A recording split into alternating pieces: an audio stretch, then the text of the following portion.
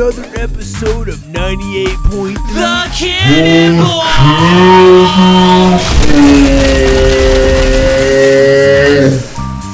We've got a great show for you. Today we have our special guest, Eddie Canyon. Oh my gosh, it's Eddie Canyon! Yeah, thanks guys. No, it's cool to be here. Thanks for having me. Yeah, so Eddie, while we've got you here today, we'd love to hear about your recent album, Idenny Theff.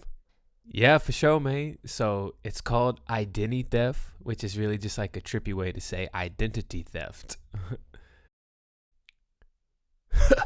That's what's up. I had seen that and kind of wondered, but once I listened, I think I started to get it. I mean, really, it's my life story. It's just about me, like, wanting to be a rapper, but at the same time, like, trying to fit into this box that, like, just be this person I really wasn't. You know what I'm saying? Oh, man, yeah, for sure. Oh, I could totally relate to that. Yeah, dude, like, I don't know. I just feel like it's so easy to just, like, get caught up in trends or whatever, or, like, see somebody be successful and then, like, you feel like you have to do it, like, that exact same way, or, like, just, like, dress a certain way, act a certain way, or whatever to be accepted, which is kind of crazy for me, at least, because, like, there was times where I was definitely not vibing with that. Like, back in the day, I wasn't afraid to be my own person and, like, whether people messed with it or not, but then, like, later on, here I was, like, craving this validation.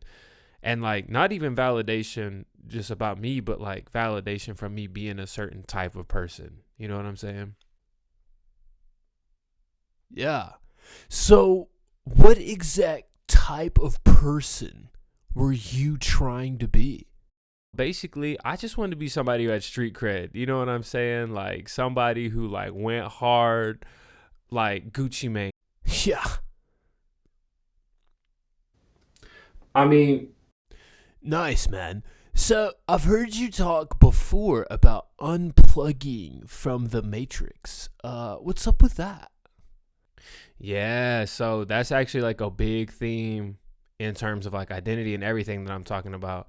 So when I'm talking about the Matrix, I am talking about, like, the action movie with, like, Neo and, like, the slow motion bullets and, the kung fu and the machines, all that. Trinity. Exactly. Not like this. but yeah, so that the Matrix, yeah. To me, so the way I define the Matrix is just basically any oppressive system that's used to control or deceive people, whether that's physically, mentally, whatever. Now, check it. Like, it don't always have to be this, like, big government conspiracy cover up, like, whatever, like that. Like, it could just be, like, a bad mindset that you're trapped in. And that was actually what was going on with me. Like, I was just under this mindset of, like, negativity and, like, really closing myself off to, like, have to live a very specific certain type of way, like, be this exact certain type of person, right? Like I'm telling you, like, I was so far gone. There was literally a time in my life where I was like, nah, bro, like, I can't go on a hike. Like, a hike, that's not dope. Like, that don't go hard. Like, it was as if somebody had defined for me, like, what was and wasn't dope, and I could only do those things. Like, forget if it was, like, beneficial or if I enjoyed it. Like, nah, like, I had this certain code that I was trying to, like, build my life around, and I wasn't doing it if it was off that brand. You know what I'm saying? Wow, that's intense. So, I mean, do you go on hikes now? Yeah, I do go on hikes now. Man, I mean, I just dig being outside. You know what I'm saying? Like, I've gotten into rock climbing a little bit. Definitely love camping, man. I still skateboard. You know what I'm saying? But yeah, dude, let's go camping sometime. You know what I mean? Oh, yeah, man, I would be super down. In fact, man, you should do some type of, like, Eddie Canyon Outfitters type thing and, like, take people outdoors who, like, typically wouldn't be about that stuff. I don't know. I feel like that'd be cool. Okay, so I can't say too much about it, but let's just say something like that might be in the works. Oh, what? Okay. Yeah, but, like, I can't give too many details right now. All right, word. Well, ladies and gentlemen, you may have heard it here first. Eddie Canyon Outfitters. We'll keep tabs on that one and see what's up. Yeah, man. Okay, so back to the album. with the theme of identity and everything, it seems like there's some element of a story going on with the album. Exactly. So, I mean, it is my life story in some very real senses. And it's actually following this like narrative storytelling framework called the hero's journey. Okay, the hero's journey. All right, go on. Please, go on. Say more. Yeah. So, all right. Abstractly, it's this way to tell a story. So, like this framework, this like blueprint that was popularized by this guy, Joseph Campbell. All right, so he wrote this book, The Hero with 1,000 Faces. Now, I'll be honest, I haven't read it, but I've got the Cliffs Notes version. You know, I've seen the YouTube video, so basically I'm an expert, right? Nah, but I mean, I get the gist of it. You know, there's articles and stuff on it. But anyway, it's basically this theory that all the big epic adventure stories have the same basic structure to them. Okay, so like I'm talking like Star Wars, Lord of the Rings, Harry Potter, The Matrix, you know what I'm saying? They all have the same kind of like general framework. So something like this. The hero is in this boring place, but then adventure comes along. This like mentor person like ushers him, you know, under his wing or whatever. And then like he takes him into this magical world. There's all these like friends and enemies and like, you know, this whole other cast of characters living in this other world. There's all these different rules and ways of life, etc., etc. And then the hero goes on this big adventure. They do this big thing and then they come back. And at the end of the day, like everything's all like Gucci. You know what I'm saying? Wow, okay, like now that I think about it, like so many movies and stories play out like that. Okay. Exactly. Yeah. So there's just like whole framework for it. Like they've got it boiled down. So there's like 3 acts, you know, like a lot of stories have like act 1, 2, 3, but it's even broken down into these stages. Act 1, stages 1 through 5. Act 2, stages 6 through 9, excuse me. Act 3, 10 through 12. Definitely not gonna remember all that, but please go on. Don't worry. I got you. Okay. So it starts with stage 1, the ordinary world. Now on Idenny Theff, it actually has like an intro that's like a little bit before this. This is kind of the, you know, like backstory or whatever, kind of setting the stage. But the ordinary world the project is Small Town 2. So basically it's like, you know, here I am, this small town kid in Arkansas, like this like not dope place, like, but I'm super into stuff like you don't really see there, like hip hop, skating, like all this different culture. Like I'm not into like hunting, you know what I'm saying? Like college football, like college sports, like whatever. Like I'm totally not vibing with the culture there. But I do want to go ahead and say, you know what I'm saying, I am very thankful for my upbringing looking back. Even at times I might have, you know, not have been as content, but shouts out mom and dad, love you guys. Like real thankful for my upbringing and stuff. So Okay, shouts out to the parents out there. yeah. But so the ordinary world, so that's kind of, you know, Small Town 2 starting out there. But then you've got the call to adventure. So this is where the hero has an opportunity for their life to change. You know what I'm saying? So like for Harry Potter, this is him getting those letters. He's getting an invitation. For Neo, it's that whole like knock knock Neo, you know, Trinity in the club type thing. Like, you know, Morpheus calling him on the phone, even at work, stuff like that. You know, it's like this opportunity for the hero to like get out of their circumstances and like something bigger is like calling them. But it's kind of crazy because like for whatever reason, like the hero's usually like hesitant to like accept it. You know what I'm saying? So for me, the initial call in my life, like from what I can tell, was really to be like a leader within my local church youth group. And like I had this opportunity to be like a good influence over people. Like I'd had people who had like been really influential in my life and kind of OG'd me and like, you know what I'm saying, show me the ropes and this and that. And it felt like it was like kind of my opportunity to do that. But then like at the same time, as you'll find out, like I wasn't vibing with that. But anyway, this phase, like this call to adventure for me was Christian alternative rock song 2006. Yeah, that was my call to adventure. Oh, okay. So did you like end up doing that, like being a leader and whatnot? Okay, so that's where stage 3 comes in, the refusal of the call. Oh, snap. Yeah, so For whatever reason, the hero typically refuses the call to adventure. Now, it may be them explicitly saying no, or it may be some type of resistance, like holding them back. But maybe they don't want the responsibility, like whatever. On the project, this is a church band interlude. So it's like, I've got this opportunity, like, hey, come up to the church, shawty, come do that thing you was doing. Come do that up at the church. And, I'm basically like, nah, I'm straight. And instead, like, I'm going to go party. You know what I'm saying? Nope. Exactly. Like, I literally pieced out on all of that and, like, started getting into, like, partying and whatnot. So, interesting. So this is all, like, really thought out and has, like, a bunch of meaning behind it. Yeah.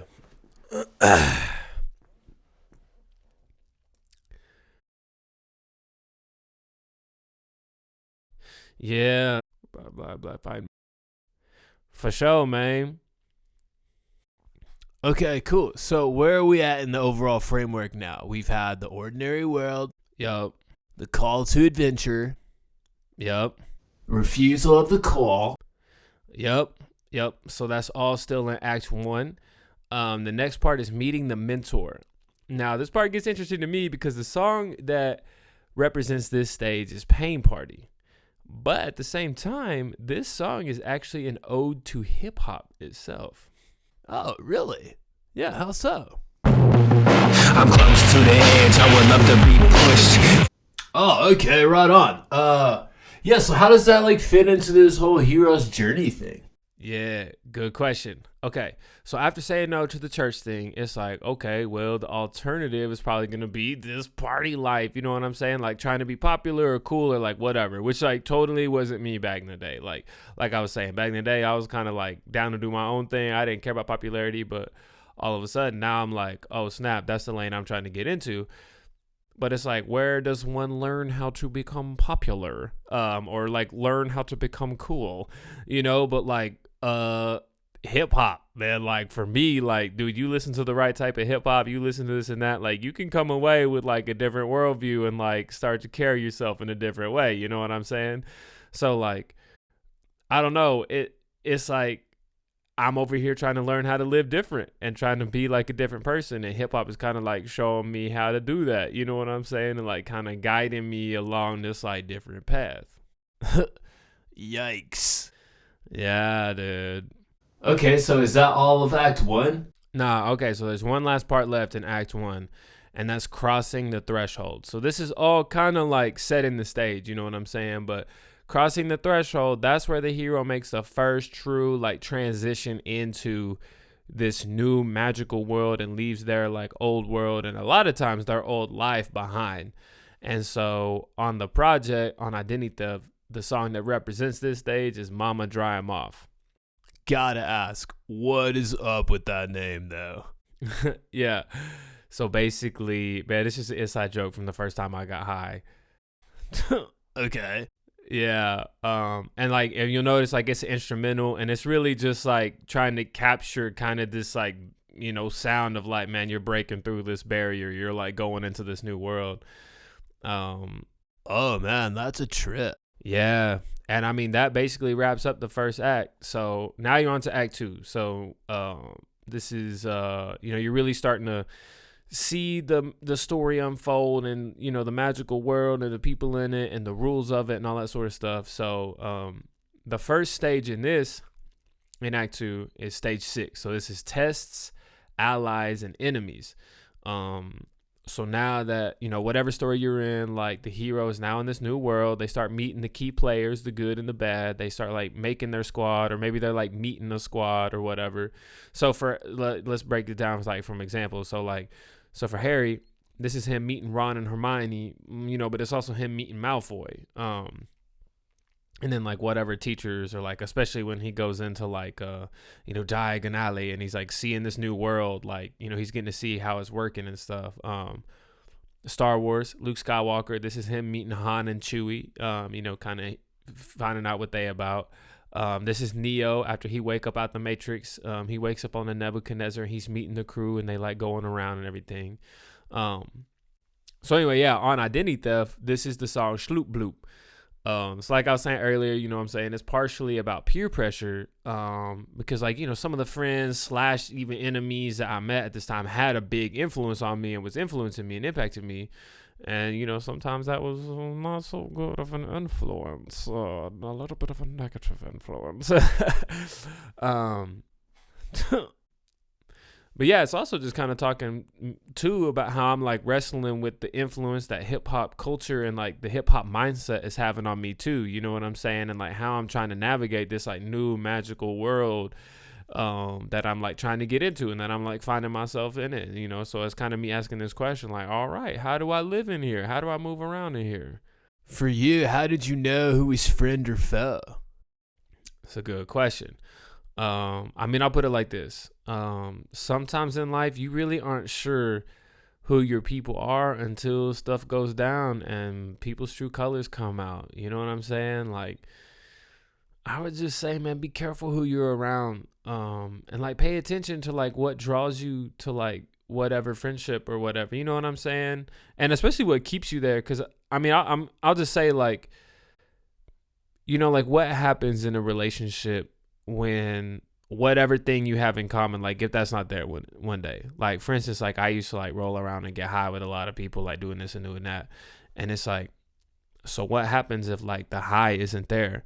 Or like, what if the high can't be there for whatever reason? Like, are they still trying to mess with me if I'm sober and like kick it? Or, you know, is it kind of like, oh man, like, okay, he ain't really, you know, doing whatever, like peace. Cause, you know, it's like, what happens when you remove the thing that like, you know what I'm saying, initially kind of brought y'all together? Like, is there still some substance there? And I don't know, I would just say that sometimes there's always not. So you got to watch out. You know what I'm saying?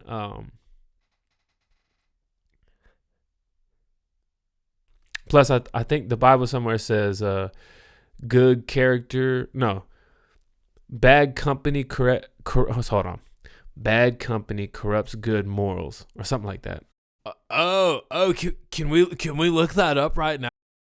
Yeah, go ahead and pull it up. Yeah, that'd probably be good. Hold up. One sec. Yeah, man, go ahead and read it real quick. All right. 1 Corinthians 15:33. Do not be deceived. Bad company ruins good morals. Yeah, dude, but that's how it was for me. Like, I was just out there kicking it with whoever, doing whatever, like not really surrounding myself with people who like had my best interests at heart or whatever. And honestly, like I wasn't in a position where I had people's best interests at heart. Like, man, I was just chasing a high, you know what I'm saying? Like, I was concerned with having a good time, and I was just trying to surround myself with people whose main priority was to have a good time. But man, something I've learned since then is just like, man, a good support system of people who truly love you and just like are there for you, man, like so crucial. No doubt about that, man. So what's next in the journey? Yeah, so now things are starting to heat up, you know what I'm saying? So the next stage you've got is approach to the Inmost cave. So this is where the hero is like starting to approach the most danger. They're like heading into the conflict. Like things are starting to get real. So for Luke and them in Star Wars, this is like them heading into the Death Star. You know what I'm saying? Like they're heading toward the place where stuff's finna go down. For Harry, like in the first book or movie or whatever, this is whenever they're like starting to go down looking for the Sorcerer's Stone, and like they're starting to like run into some stuff. You know what I'm saying? In the Matrix, this is where Neo and Trinity are like hopping in to like go save Morpheus, and Neo's like, guns, lots of guns. Yeah, so like in these movies it's kind of crazy because like it's usually like pretty heroic. Like they're about to go do this big fight and like stuff's about to go down, and you know, a lot of heroics in this and that, a lot of action. But for me, like, and like this is kind of like the artistic, you know, flavor I was throwing with it. Like this is actually me approaching like the darkest low, like the rock bottom, you know what I'm saying? And so the song on Idenny Theff is Dying in the Dark. So it's essentially like the spiritual struggle that I was going through, where like I still had a little bit of light in me. Like I still had a conscience that was saying like, yo, dude, like, what are you doing? Like, are you sure this is the way you want to go? Like, are you sure this is what you're trying to do? And yet, like, at the same time, like, yep, I'm still doing all that stuff, and I'm still, like, you know, going ahead and doing this and that, and, like, still living this way, you know? What way was that? Suffice to say what I said on Pain Party. I'm a shorty running wild, sipping, leaning, blowing trees, and I ain't trying to hear what the preacher trying to preach. Right on, right on. All right, what's next? What was rock bottom for you? All right. Now comes the Ordeal. For me, this is the track with kind of the weird title. Actually stands for Fruit of the Tree of the Knowledge of Good and Evil. So it's a song about sin and death. And rock bottom to me was really just like fully embracing this lifestyle that I had gotten on, you know what I'm saying? That's like, it's dark and it's hellish, and like, you know, I'm just reveling in it. And I'm not questioning it no more. Like, I'm not looking for the light. Like, I'm trying to shove the light away. And like, yet, like, there's like this last little line I say in the verse, like, you know, Ed don't understand the trance that he's inside of. Like, I'm asleep in what my buddy Jay Millie like to talk about, the satanic lullaby. Like, I'm in this trance, you know what I'm saying? Like, I'm like, it ain't me, but it is me. But like, I'm gone. But like, I'm like, you know, I'm under this spell. You know what I mean? Jeez. Yeah. So I mean, so in a lot of the movies with the hero's journey and stuff, like, this is like probably like the big fight, or it may not be like the boss fight, but it might be like the most like the intense war scene, or like this or that, like, you know what I'm saying? So like, for instance, in the Matrix, this is Neo and Trinity like blowing the mess up out of that building, and like they got the helicopter and doing all this stuff. So like, the big fight with Agent Smith hasn't happened yet, but this is like where the action is like really kicking off and is like in, you know, full motion and stuff. So for me, it was just, you know, on the project, I'm just trying to capture, like, this was the darkest point possible, where like the stakes are the highest, and you're like, oh man, like, is this dude gonna be gone? You know what I mean? All right. How did you get from this total darkness and into the light? Can you like go into that a little bit? Yeah, for sure, man. So I've actually got an entire project coming soon that goes into the details of this whole process of like transformation and everything like that. So it's called, and when you spell it out, it kind of looks like, you know what I'm saying? But yeah, it's just kind of the story of how, oh snap, hold on one sec. Okay, for a second I thought that was a ringtone. Nah, it's my alarm. I forgot I had an alarm set. Does anybody under the age of like 50 not keep their phone on silent anymore? But no, I get the alarm thing. Every once in a while mine gets me too. Yeah, my bad. Hold on.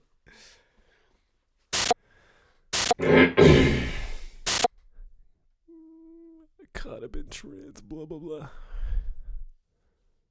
Alright. You know what I'm saying? Here I kind of messed the order up on purpose. I swapped stages 9 and 10. So you've got seizing the sword, or like seizing the reward or whatever, and you've got the road back. And normally it goes seizing the sword, then the road back. But for me, it was flip flop. So I did back road. And that, you know, that name actually has it's kind of an entendre. It's got a couple things going on there, but anyway, that's how it played out for me. Like, I had this road, like, so I turned around, like, I repented, you know, like I was going toward all this dark stuff and loving it, but then like something happened, you know, boom, boom, we turning around, we going a different way now. And I was traveling on that road for a while before I really like got any reward or like, you know, sword or anything like that. And it was just this season of like, you know, my mind being transformed, forming new habits. Like, you know, I'm in this wilderness of sorts, and, you know, that's kind of where back road comes in. Cause like you might be heading back toward the city, but you kind of out in the sticks or whatever for a second. But, you know, for me, like, it was just a season in life, man. Like I cut ties with a lot of people, and it was kind of crazy. Like, I wasn't even really listening to music or anything that much, or like chilling like that. Like, I mean, I was working, I was going to community college, I was doing Celebrate Recovery, like I was going to church again. And so like, I was really just like heads down trying to get my life together. And I mean, it was a tough time, but looking back, it was like a really good time too. The sword and the reward. Okay, so what's like your sword? What's your reward? All right, so yeah, so now we're actually technically getting into Act 3 with this. This is kind of like the crossover into Act 3. But this is where, yeah, things are starting to like really look up. And, you know, the sky's kind of clearing, the sun's coming out, whatever, birds chirping. No, but so the reward for me, man, was finding the love of my life, my beautiful wife, Katie. Man, it was actually my mom that said to me one time, like, I think Katie is your reward for like, getting my life turned back around and like, following God again or whatever. But I mean, I kind of vibe with that, honestly, because like, dude, I don't deserve my wife, man. The way she puts up with me and just like supports me and stuff, man, it's all by the grace of God that I have her in my life. You feel me? So yeah, there's a track dedicated to her, Riding with My Baby. It's all about her and just like our love, you know what I'm saying? So that's like, that's in one sense the reward, but then there's also this other sense, like the sword. So like you hear like the Bible kind of refers to, I guess, itself as a sword sometimes. So like in Ephesians 6, it's like talking about the armor of God.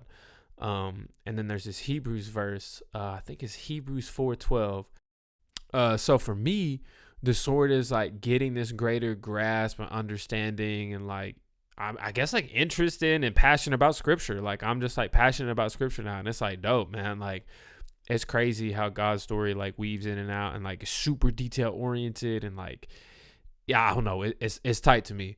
But the second verse on Ride With My Baby is actually like kind of hinting at that in a way. So like it's a little esoteric or whatever, but like, so in the second verse, I'm using all this love language like about Katie, you know what I'm saying? Like about my love. But a bunch of it is actually like based on or like references to this book in the Bible, the Song of Solomon, which is like this trippy book that like, we ain't gonna get into right now. But basically it's like, this song is saying like, here's these blessings I received by like walking with God again. Like I've got like this beautiful, wonderful woman in my life, loving and supporting me. And like, I mean, I think she'd be okay with me saying this. Like the real blessing I got was just like God, you know what I'm saying? And like falling in love with him. And so yeah. Ha! Yeah, as Kanye would say, go find God. Sounds like you really found him though, huh? No, not Kanye, God. Yeah, for sure. So I mean that's what this album is all about, like really like rediscovering my identity in Christ, like being renewed, getting a new lease on life, which is actually a perfect transition into the song New Day, which in the hero's journey, this stage is going to be the resurrection. So this track's pretty straightforward, you know what I'm saying? Like it's me coming back to the life I, had left. It's coming back to Jesus. It's coming back to faith. It's like getting a good mindset, feeling free. Like, it's a new day. And so sonically, like it's interesting to me because like, it's like, a really upbeat, like kind of like happy, joyful kind of sounding like triumphant song, which like shouts out to Hyro himself on the beat. You know what I'm saying? But as Katie would tell you, like that type of sound, like anything upbeat, triumphant, like, happy or whatever, like that's rare for me. She'll always be like, oh, that doesn't sound like your typical stuff or whatever. Cause like, I guess like, I don't know why, man, even now I still gravitate toward that like dark sound. You know what I'm saying? Yeah, I've heard some of your newer beats and they still have that like tinge of like dark sound to them. Yeah. Yeah, man. Like, I don't know. Like, I just like that type of stuff. Like, I don't know what to say, but, I am trying to mix it up, and like trying to find a good range, which is, that takes me into the last track, the outro. So this is the hero, you know what I'm saying? And so this is where we close it out here. So the first verse of this track is like me retelling the whole story. So it's kind of like, hey, previously on, but the second verse in the hero's journey, it represents the elixir. And so like this being the last stage, this is like the hero is like bringing something back that is like not only for them, because like the sword and the reward is like kind of for them in some senses, but like the elixir is like for everybody. So like, I mean, even think of like, oh, they found some cure to something, or they found some, potion that'll like fill in the blank, whatever. But like for me, it's like this new mindset, this new intention, like this new lease on life, this new message of like unplugging people from the matrix. And like for me, it's basically like, yo, anybody who was like me, anybody who's like been in like a place of addiction, a place of like darkness, hopelessness, like, you know what I'm saying, just like trapped in a bad mindset, like whatever, like I'm coming back saying like, hey, not only have I made it through, but like you can too. You know what I'm saying? Like there's hope and there's light at the end of the tunnel, man. There's a whole another world at the end of the tunnel. You know what I'm saying? And so like, I'm just trying to let people know like there is true love and hope and life, abundant life found in Jesus Christ, like my Lord and Savior. You know what I'm saying? And I'm trying to spread that to the world with my music. You know what I'm saying? So I found freedom in forgiveness, and like, I'm trying to let people know like they can find it too. Like, you don't have to live the way that like the world tells you, or like you don't have to live in these like prescribed boxes or whatever that like a lot of times seem to like lead to like oppression or depression or like whatever. You know what I'm saying? Like abundant life can be experienced through Jesus. Like at the end of the day, that's what I'm trying to say. Like you just got to turn away from the way we trying to do it. Like we just got to turn away from trying to do it our way, submit to his design, and man, like trust me, it's worth it. It's super worth it. Sayin.